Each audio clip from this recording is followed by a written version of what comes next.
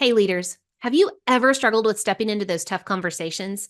Do you find it hard to mediate conflicts and hold your team accountable?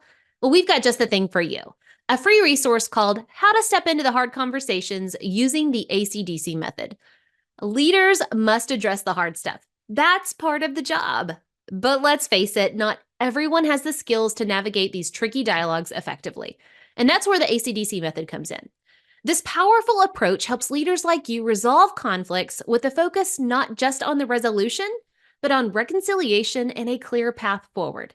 Most of the work happens before you even step foot in front of the other person. With the ACDC method, you'll learn to accept the challenge, check your ego, decide the real issue, and converse effectively. Whether you're dealing with a minor disagreement or a major incident, this method is your go-to guide. So, ready to transform your leadership and tackle those tough conversations head on? Download How to Step into the Hard Conversations using the ACDC method for free. Visit leadershipontherocks.com/conflict and start leading with confidence and clarity. Again, make sure to download our free resource and turn conflict into a constructive conversation. Visit leadershipontherocks.com/conflict now. Because God's whole goal is our restoration and rescue, that He will do it again and again and again. And that's what allows you to, even when life is hard and those life's 2x4s are pummeling you, you can choose joy. You can, because you know that God has your best interest at heart and His goal is for your redemption and rescue. This is the Leadership on the Rocks podcast, where we equip and empower leaders like you to thrive in and create harmony between your professional and personal lives. I'm your host, Bethany Reese, and in today's episode, we're going to be talking with author Cindy Brinker Simmons about how to be restored with strength and victory after experiencing hardship. Cindy Brinker Simmons is a graduate of the University of Virginia and a public relations veteran. Cindy is the author of Restored: Reconnecting Life's Broken Pieces. She established in memory of her mother and renowned tennis champion, Maureen Connolly Brinker, and is a board member of Wipe Out Kids Cancer, Dallas's oldest pediatric cancer nonprofit. Cindy is president of the Maureen Connolly Brinker Tennis Foundation, an internationally respected junior tennis organization. She serves on the board of Dallas Theological Seminary, Theological Horizons, and Wipe Out Kids Cancer. She lives in Dallas and has a son, William. Her husband, Robert, passed away in 2005 from cancer. All net proceeds from the restored book sales are donated to Wipe Out Kids Cancer and the Maureen Connolly Brinker Tennis Foundation. You can connect with Cindy at brinkersimmons.com. Welcome to the Leadership on the Rocks podcast, Cindy. We are so happy to have you. Oh, Bethany, it's a great joy and great pleasure to be with you. Thank you. Well, I am so excited to talk to you, and I know that we're going to dive in kind of deep about leaders going through hardship. We know they go through hardship, but before we go into all that deep, heavy, emotional type stuff, I actually want to start on the light side. Yes. And I want to talk about your parents, because we know that parents mold us into who we are, and you just so happen to have two extremely talented, awesome parents. So can you explain to us, just give us a little snapshot of who your parents are and how awesome they are? Thank you. And I will say amen to that. God really blessed my little sister Brenda and me with two extraordinary parents. Number one, they were extraordinary what they did, but to Brenda and myself, they were extraordinary because in their DNA, they taught us how to give back and to love well. My dad was a businessman and he was in the restaurant business. And so that was his business. And he started a number of restaurants and ended up his career with Chili's and was involved with that through his company, Brinker International. And there are many different restaurants that were spawned from that. From the early 1960s, Steak and Ale, he created that in Bennigan's and then ultimately enjoyed Chili's. So that was fun. And he was also quite an athlete, Bethany, and he was a member of the Olympic team in equestrian, in the equestrian side of the Olympics. And also that was in 52 and then competed in the 1954 modern pentathlon. But not to be outdone was my mom. And she was, as you said, number one in the world in tennis. She was number one in 1952, 53, 54. She won Wimbledon 3 years in a row and was the first woman and still the only American woman to win the calendar Grand Slam. Literally, she played in 9 slam events, which are Australia, French, Wimbledon, and the US Open. And winning the calendar Grand Slam means you win all four of those in one calendar year. And she did that in 1953. But she played 9 of those Grand Slam tournaments and won every time and only dropped one set. And she's in the International Tennis Hall of Fame. But what I love to say, and my sister loved to say about mom, and so did my dad, and this can be said of my dad too, is that mom was a remarkable woman who just happened to be a very good tennis player. Because again, as I just said a moment earlier, is in my parents' DNA was the idea of being other focused, giving back, loving well, and helping others. And that's what I look at as their legacy. Man, and what a beautiful legacy that is. And what a Mm, foundation for you and your sister and now yes, your son, just moving yes. on down that legacy of what we model. And I love what you said. The title of she just so happened to be the tennis player, but she was a good person. And I know you Yes. and I talked previously. Your dad had a saying, and I love this, and I want the listeners to hear this. What did your dad used to tell you about This- being a leader? Absolutely. This was really influential and impacting. And I speak and say this many, many times. Dad was certainly a successful man by all standards. And so I grew up as I've said, in a family of winners. I mean, they had goals, they pursued their dreams, and both my mom and my dad, because of hard work and intelligence, and my mom practice, practice, practice, they did well. So my dad said to me once, he said, Cindy, it doesn't matter if you have the capabilities to lead. And that was foreign because everything I have learned from dad was about leading and about Mhm. moving forward and pursuing your dreams. And I thought that was a little odd. But he said, Cindy, it doesn't matter whether you have the capabilities to lead. What matters is, are you worthy to be followed? Oh, And that that's is so so good. profound, Bethany, because that's so true. There are many leaders in history we have seen, good leaders and evil leaders who have on the negative evil side great value in being public influencers and Mhm. speaking and swaying their targeted audience to do what they say, but their purposes are Mhm. mean-spirited or ill-willed or evil. So Yes. they are good at what they do, but they're not worthy to be followed. And so the question is what we're doing, Bethany, and all that we're doing. Are we doing it? Are we conducting ourselves in a way that glorifies God? Are we conducting ourselves in a way that's honorable, that's fair play, that's good sportsmanship, that's integrity based, that has an Mhm. attitude of gratitude and giving back? And again, always glorifying God, who was the perfect model of someone to be followed. Absolutely. Honestly, everything you just said, we could just stop right now and just say that's the end of the episode. That's really all you need to know. Is it doesn't even matter about your ability to lead. Are you worthy to be followed?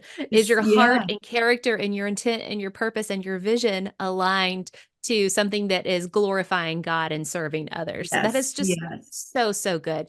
And I just love all that your parents taught you. I love what you're doing and how you're leading with Wipe Out Thank Kids you. Cancer Thank and you. everything that you're doing. And now we have a book. So let's get to the reality of it. You know, Leaders just like your parents, they had big vision, big goals. Your mom winning, the Grand Slam, your dad, oh my goodness, the Olympics with equestrian, as well as, opening all of these amazing restaurant chains that we love and adore, right? I love me some Yes, Chili's, yes. baby back ribs, I got all that, right? Baby back ribs, exactly. Yeah. And Exactly. so they were so successful and they had big dreams. However, we know that just because you have a good heart and you have big vision or big dreams doesn't mean the path and the journey is easy. In No. fact, it's actually guaranteed to not be, right? I think automatically, I think it's John 16:33. In this world, you will have trouble. Yes. And so Yes. there's the declaration statement, but take heart because Jesus has overcome the world, is the rest of that. Amen. And Amen. so I want to transition now because you are such a leader, not only in the positive ways. I mean, you're on boards of so many organizations Oh, leading so well in a positive way, but you're leading a whole bunch of people down a hard, hard path that nobody wants to be on, right? We don't like hardship. We don't like going through no. grief. We don't like going through conflict. On the podcast, we talk so much about problems, conflicts, constraints all day, every day in Yes, leadership. exactly. Yes. Yes. And so I would like to start diving into your book. It's called Restored, Reconnecting Life's Broken Pieces. For the leaders out there who are going through hardship, and this could be hardship personally, because we know that your personal life is going to spill over into your professional life. It just Yes, does. yeah, Or it could be going through hardship professionally. Either way, there's yes, going to come a moment where you're going to feel broken and shattered. So, will yeah. you start us off by sharing your own story of times in your life where you felt broken or shattered? Absolutely, Bethany. Thank you. Well, the underlying premise of the book, which is the underlying premise of God, which you have been so faithful and articulate in explaining, Bethany, is that suffering is a universal experience. I mean, none of us are immune from the bumps and bruises of daily living. I mean, it's called suffering and it can be painful. Truly, it can. And it started in my life, and really the genesis of this book is when I was 12. I was seated on a very uncomfortable pew seat next to my 10-year-old sister and my 38-year-old dad. We had just buried my 34-year-old mom. So here my mom, who literally her last year of competitive play, Bethany, did not lose a tennis match, had one foe, had one opponent she couldn't beat, and that was ovarian cancer. And she passed at age 34. Again, I was 12, my little sister was 10, and my dad was in his later 30s, 38. And I sat on that pew seat so brokenhearted, so angry, so confused because this beautiful woman, this talented mom, had literally been taken from us. And so I really thought, Bethany, that God was angry at me. I thought I had done something so bad, so terrible, so unforgiving that I was incurring the wrath of a vengeful God.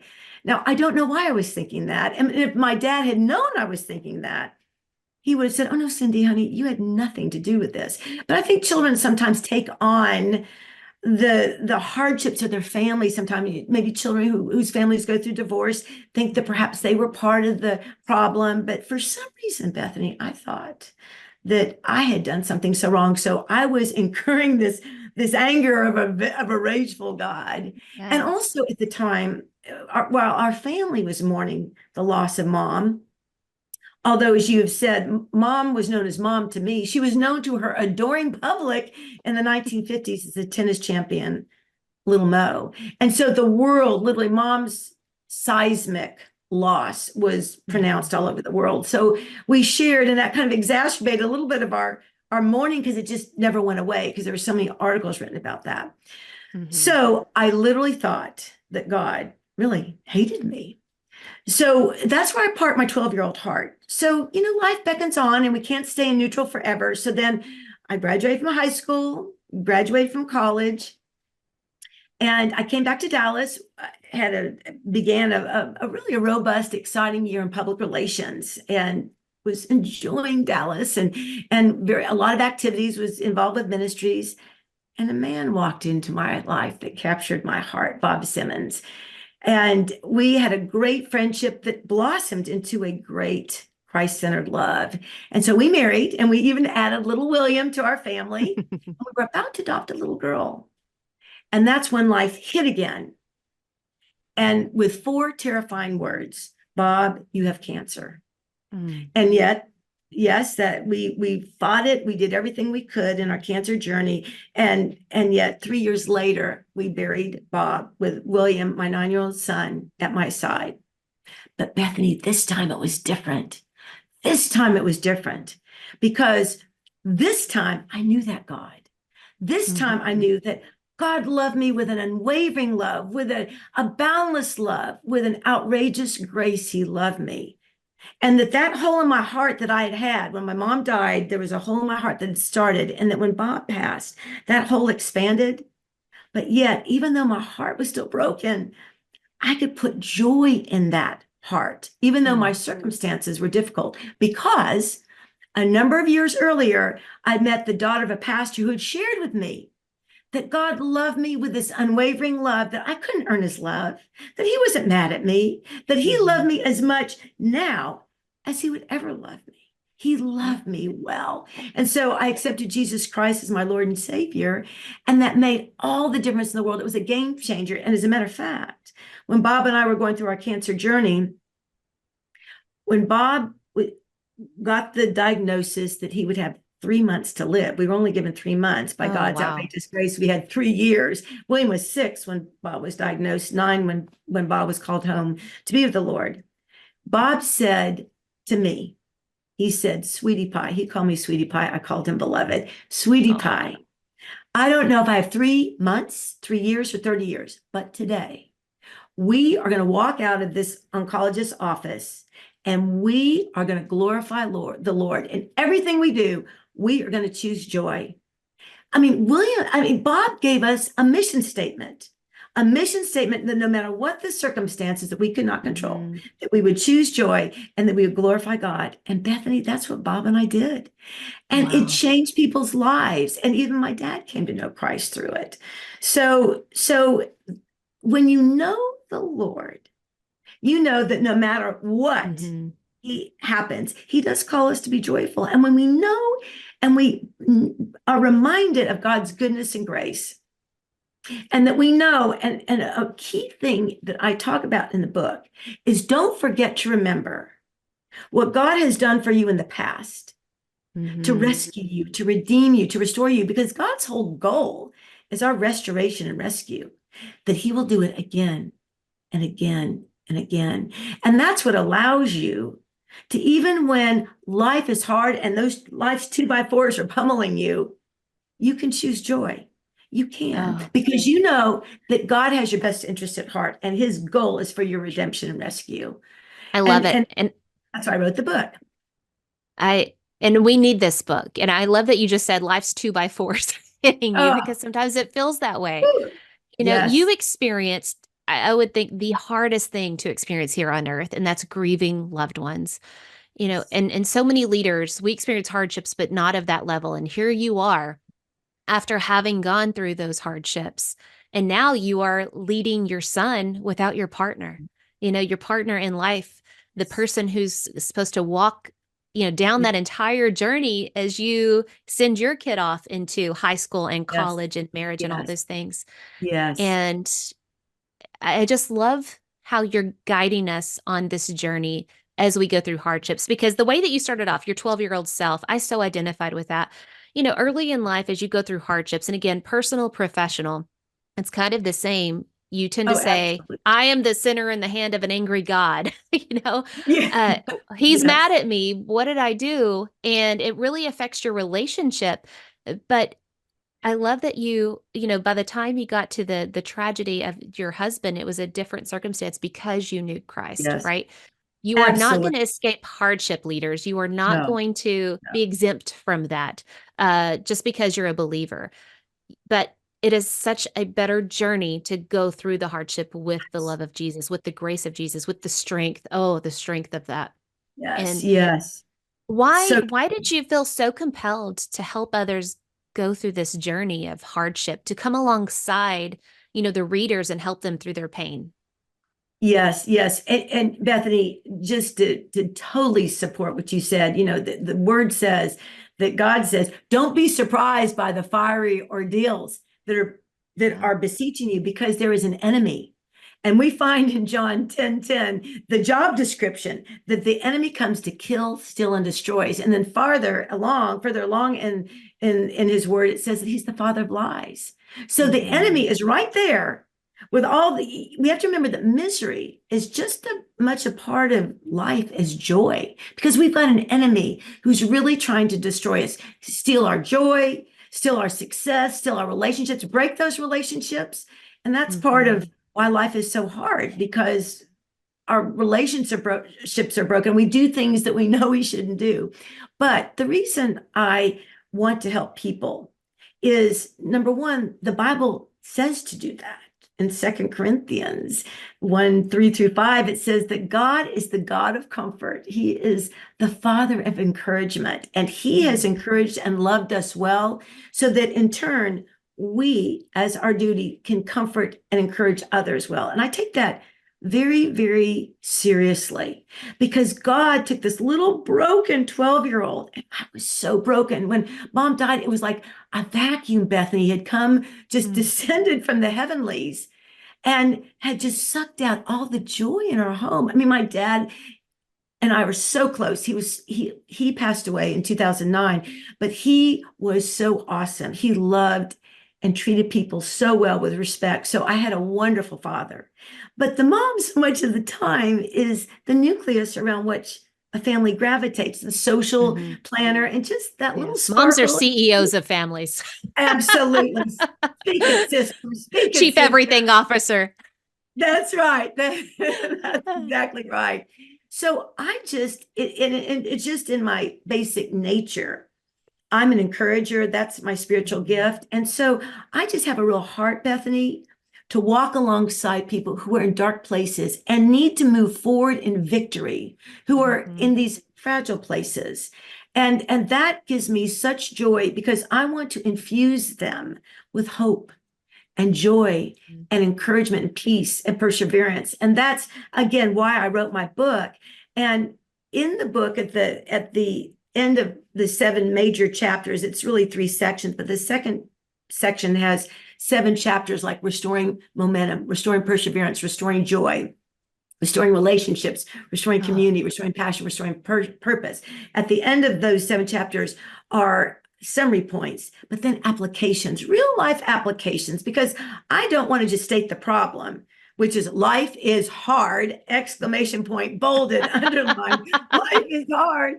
But I want to give your listeners, your viewers, the readers of Restored, practical and real life solutions to how do you do that? How do you preserve? How do you restore perseverance? How do you restore joy?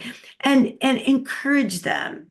So and also part of this idea of writing about Restored is reconnecting them with themselves, with others, and with God. Because the bottom line is, if you would say to me, Cindy, summarize your book, just summarize it. I could do it with 2 words. 2 words after all that we've said. Trust God. Trust God. Trust God. Now, it takes a ways to get there.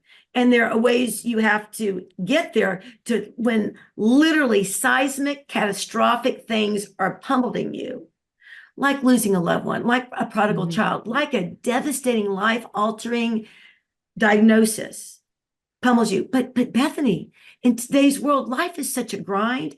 Just the daily hardships of being discouraged or discontent or in despair over just what we read in the news, man's inhumanity to man, just the way the volatility of the world is, that just grieves our heart. So it doesn't even have to be this seismic catastrophe, but that we all need to be able to trust God no matter what happens, because many times we cannot control our circumstances, but we can control our responses to our circumstances. We can choose joy, and it's an intentional decision, but only you can do that if you really trust God and you know He has your best interest at heart. That is such wisdom. Everything that you just said. It is so difficult in life, and it's so convoluted. You got all these things coming at you, but then you just simplified it so well. Number one, listeners have heard us say this, that you have a choice. You don't have to react. You can choose a response, because your feelings are going to lie to you. Your emotions are going to lie to you and want you to react in a certain way. But that's where the choice comes in. You can choose a response, choose joy. And I think so many of us forget that. So another thing that we talk a lot about on this podcast is having mantras, something to disrupt our thinking from going that natural route, the easier path of reaction, to help us stop, capture our thoughts, as the Bible says, and then refocus so that we choose a Christ-like response. And I love what you said, trust God. And so guys, if you're going through hardship, Cindy's given us this mantra: stop the thinking, stop the spiral of, oh my gosh, and then this is going to happen, and this is going to happen, and how am I going to do this, and how am I going to do that? And then the anxiety and the fear and all that grows. Stop the thinking, stop that spiral, and just say, I'm going to trust God. I'm going to trust God. That's right. And then He'll work it out. He will work it out. And there's one other little part of this that's really, really important. And I know you believe that because we've talked about this, Bethany, and that is the importance of community. Life is relational. God made man and woman to be in relationship with one another, with others. Life is relational. And we all need to belong somewhere. It's called community. And community is just a group of compassionate, dedicated, and engaged people who we can trust, who have our back, so that when we are in those dark valleys, Bethany, and again, we're all going to be there. Oh my gosh, our family was a family in crisis when Bob was going, and we were going as a family. William, Bob, and I, we were going through our cancer journey. But our community came alongside us, carried us, and undergirded us with prayer, with all sorts of services that they did for us. One of our dear friends is an international pianist, and when he was not touring the world, he would come and play on our untuned piano. Now, who has time to tune a piano when your husband is going through a cancer journey? So he would play this fabulous, well-known, beloved international pianist would come and play on our untuned piano. Bob would be in the bedroom. We lived in the hospital quite a bit, but when he was home, Stephen would play, and Bob said his pain would go away when Stephen was playing on our piano. So community, and that's so important because the enemy wants us to be isolated and lonely. And it will not go well for us, Bethany, when we are isolated, because then we can't hear the voices of our comrades who are undergirding us and are talking victory to us. We only hear the voice of the enemy saying, you have no value. You earn this. It's like Job. His three friends said, you deserve this. You just need to get over it. You need to get better. You did something to deserve this catastrophic situation you're in. Well, that's just not true. And your community can literally lift you out of that dark space. And so we all need community to be supportive. And that's very important as well. I could not agree more. Thank goodness, because I think that if we are left alone to our thoughts, talking about that spiral, it will spiral out of control. I'm not the mother I should be, the wife I should be, the father I should be, the husband I should be, the leader I should be. I can't do this. All of these manipulation of our emotions that if they're left unchecked, and so often God will use the hands and feet of other people to carry you through. I think about,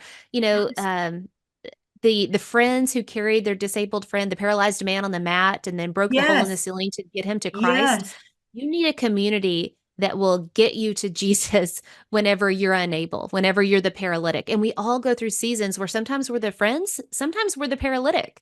That's exactly right. And it's interesting, Bethany, that I had to learn something through this. And I talk about this in my book because I, like you, I'm sure, I always was the one that gave and that brought what was needed and wrote the notes and was there to meet the brokenhearted.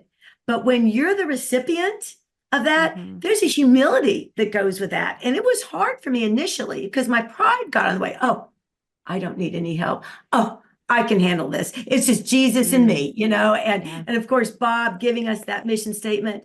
But what you do, if you do not allow people to reach out to you, you are denying them of using their spiritual gifts of service and hospitality. You're denying them their ability to love on you well. So when I finally realized I need some help, after a while, I was just cherishing and reveling in the sweetness of that community of literally a pool of people just reaching out to the Simmons family, which, as I said, was a family in crisis. And they were blessed by being able to help us. And then we were blessed. And then seasons change. And then I can go back to helping people. And but we have to make sure that we understand that when people reach out to us, we need to humble ourselves and to receive it. And it makes such a difference. It's such a game changer. And I really feel like you're speaking to the heart of so many leaders who are high achievers, go-getters, self-sufficient. I can do this thing. And when you're going through hardship, it's not about your pride. You've got to die to self there. And I love that you're talking about humility and saying, I can't do this. I need to share. And so often we don't share out of shame, out of, how are they going to judge me or look at me saying I can't do it all? Well, here is, flash, you can't do it all. Let's just newsworthy right there. Absolutely. So it's about that posture of the heart. I think leaders yes, I know that you are a hustler, baby, but you have got to humble yourself and say, I can't do it all, and allow other people to come in and have community, people that you share with, share your struggles. Sometimes you're carrying them, Absolutely. sometimes they're carrying you, but allow that. That is such Absolutely. wise advice. And I just appreciate that so much that you're giving that to us. Thank you. Bethany, you had said something a little earlier too. I think it's important because I've worked for now 44 years with Wipeout Kids Cancer, and that was birthed when I was seated on that uncomfortable pew seat at 12 years old. And I was just so brokenhearted. And even at that point, even though I didn't know Jesus yet, in scripture and Psalms, it says that God comforts the brokenhearted. And he was comforting me without me even knowing it. But at that moment, I said, someday, somehow, some way, I want to do something to eradicate the scourge of a disease that had taken my mom's life. So when I came back from college, I started Wipeout Kids Cancer in 1980. Wow. And the idea of this is that activism isn't a new phenomenon, nor is grief a new emotion. But when you merge those two, real healing takes place. In other words, when you're other focused, when you're not self focused, when you're other focused, when you want to invest in people's lives, when you want to give back, there is a joy in that. And I have, over these last 44 years, because Wipeout Kids Cancer benefits pediatric cancer, and we raise lots and lots of money, millions and millions of dollars for national, very novel, very innovative pediatric cancer research projects. And we have support services that give hope and comfort to children and their families, these courageous young heroes with cancer and their resilient families. But what I have found, I have gone to a number of funerals, and I talk a lot to mothers who have lost their children. They have this chunk of time now that they used to go to the hospital to get infusions have their children be infused in chemotherapy, or going to treatments, or stay in the hospital. So they have this chunk of time. And so what I encourage them to do is, yes, pause, take a time to grieve, take a moment to pivot. I think we learned that word pivot from the pandemic. Take a moment to get settled in, take a breath and grieve. But then once you are in a good place again, we can't stay in neutral forever. We cannot be the victims. We have to be the victors. Life beckons us forward. Oh.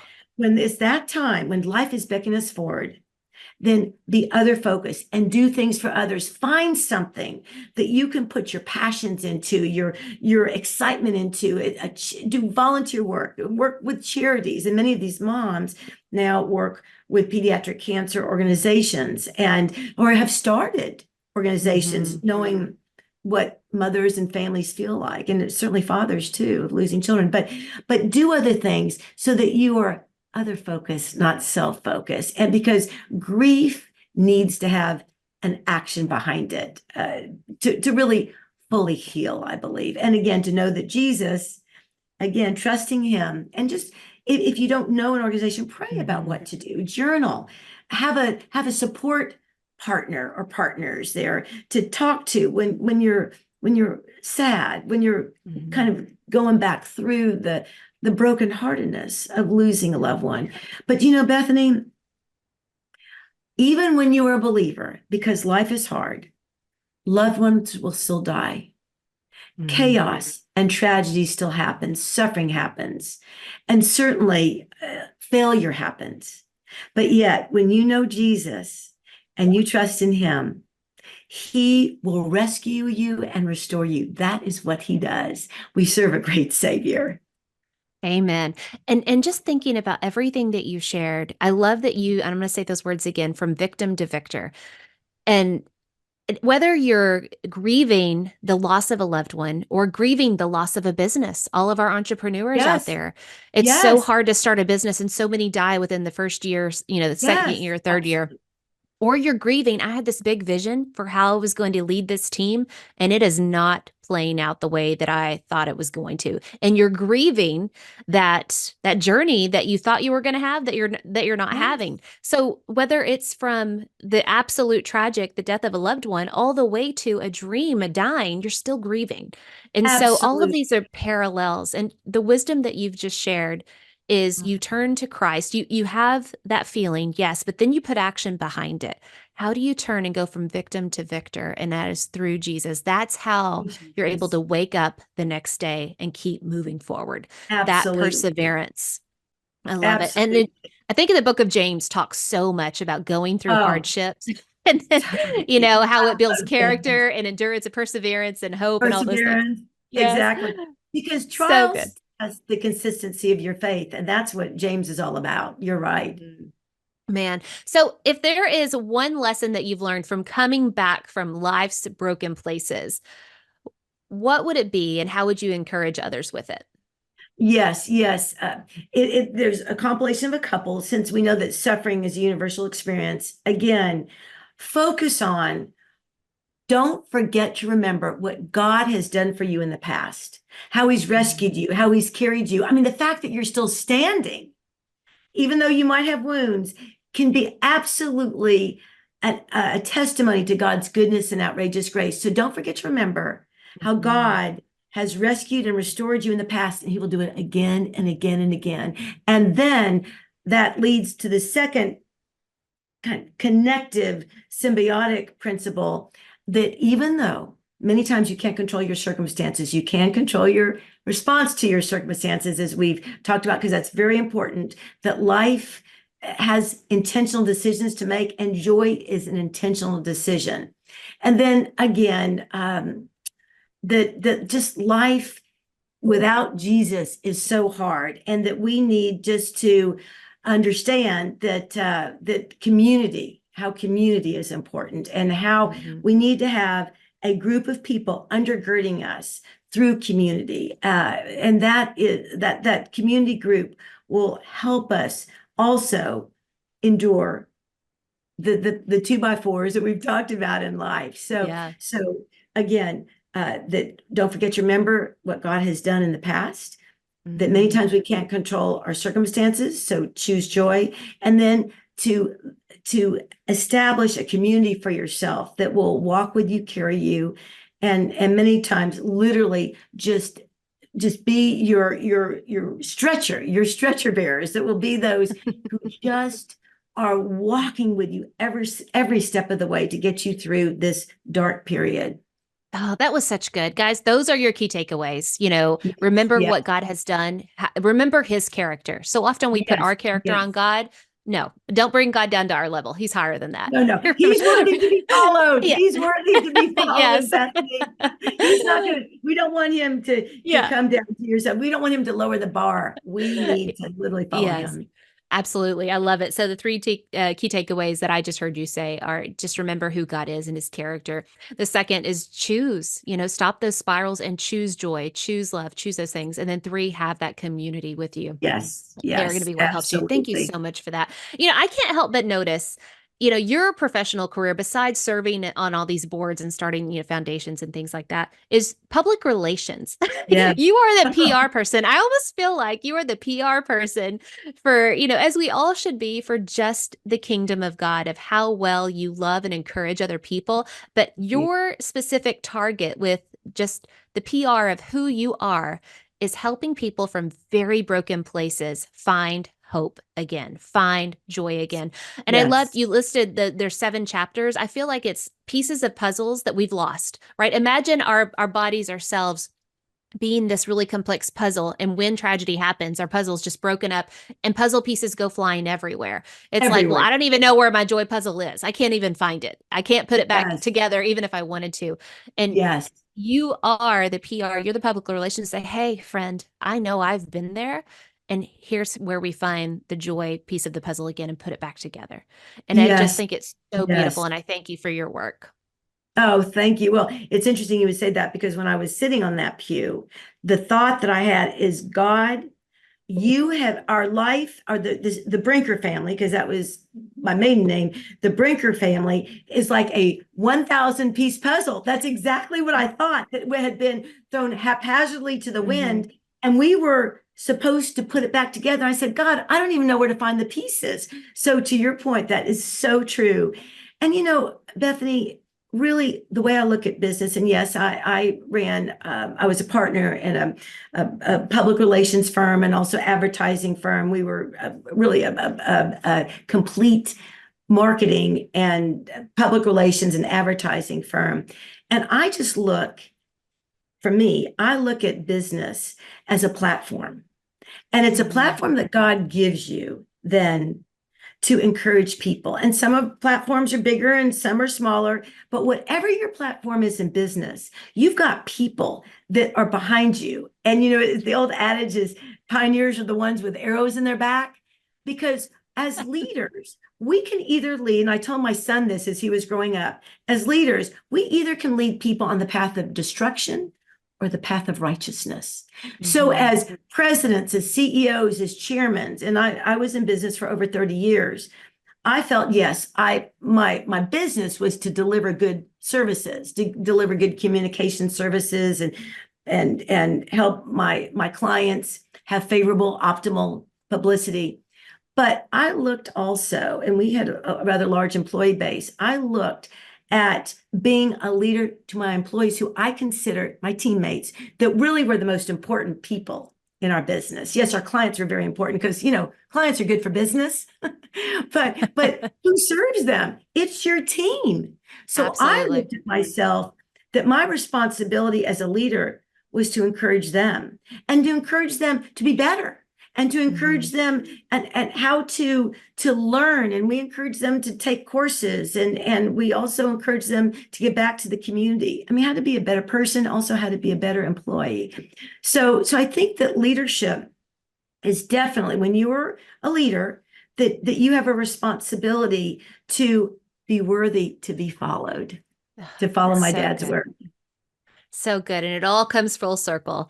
All right. Well, you have talked about so many amazing things on how we can get through hardship as leaders. You've told us, things that we can do, and a lot of them just sitting in the presence of God and allowing Him to do the work on us.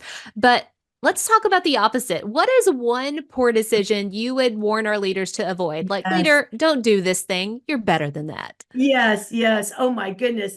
That could be its own show, actually, Yeah. Bethany. But that's a great question.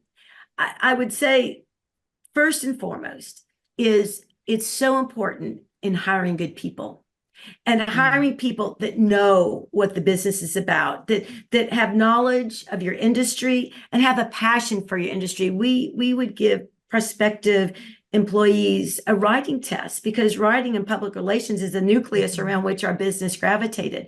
So make sure that you have people, employees, teammates who really share your vision and are good at what they do, because employees who aren't, that they're really not there to be a part of a team or to serve well, they can really infect. It's almost like a cancer, that they can create bitterness or anger or just sloppy work, and that can really hurt a business.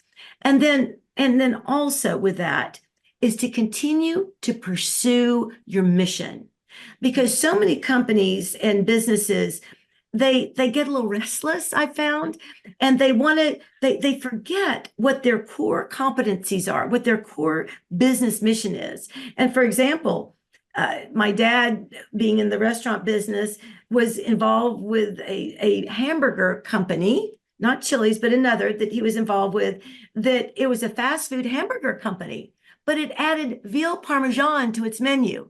Now he said, Cindy, who goes to a fast food hamburger restaurant to order veal parmesan? It's just that somehow someone had gotten a little off focus and had forgotten what they served. They served very good hamburgers, and they served chicken sandwiches. I mean, things that you do. But again, you don't serve veal parmesan at a fast food hamburger restaurant. So no, I don't think I would eat that. no. And I wouldn't want you to, Bethany. So again, watch who you hire, because we made some hiring decisions, and that really hurt us, that weren't people who really shared our vision and kind of weren't as capable as we needed. And that can be very devastating to a company. And then make sure you keep on task. Keep on task with what it is that you're serving, and don't get restless.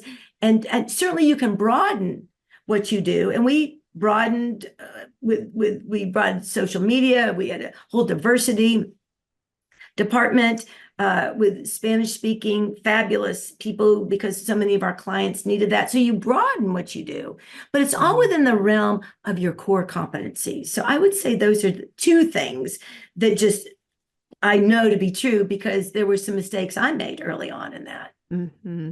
I understand that. Hiring practices and remembering core competencies. Such great Yeah. advice. Okay, so Cindy, where can our listeners go to learn more about you, your work, and where can we go to buy the book? Yes, thank you. Thank you, Bethany. Well, the book is sold in most bookstores and of course on Amazon. So anybody can purchase Restored Reconnecting Life's Broken Pieces there. Our website is brinkersimmons.com. And I would encourage people to go and onto brinkersimmons.com because it will further introduce you to the breadth and depth of Restored's message.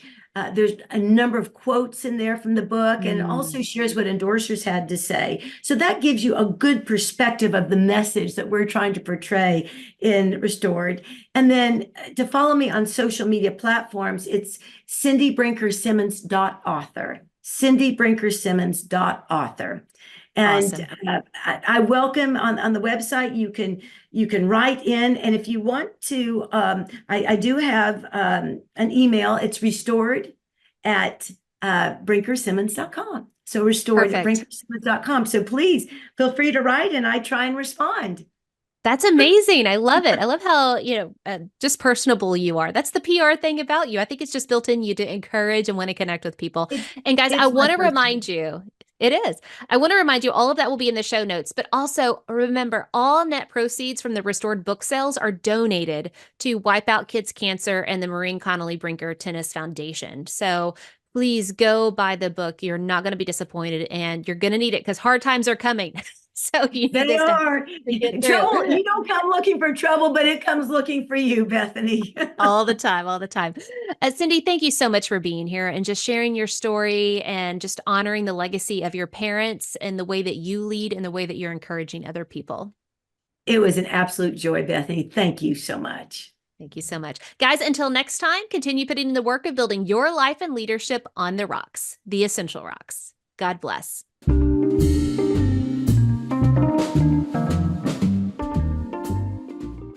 Remember, the most essential rock you can build your life and leadership on is the rock of Jesus Christ. Today's Bible verse comes from Isaiah chapter 40, verse 31. Those who hope in the Lord will renew their strength. They will soar on wings like eagles. They will run and not grow weary. They will walk and not be faint. Hey, it's Bethany again. If you're enjoying the Leadership on the Rocks podcast, be sure to subscribe and follow so you don't miss a single episode. Also, be sure to rate the show. We hope to earn 5 stars in serving you in leadership, and through your ratings, it'll help us get the word out about what we do here at Leadership on the Rocks. If you feel this podcast is helpful, be sure to share it with your friends, family, and coworkers, or anyone who wants to grow in leadership, but also have harmony between their work and home life. Thanks, and I'll see you again in the next episode.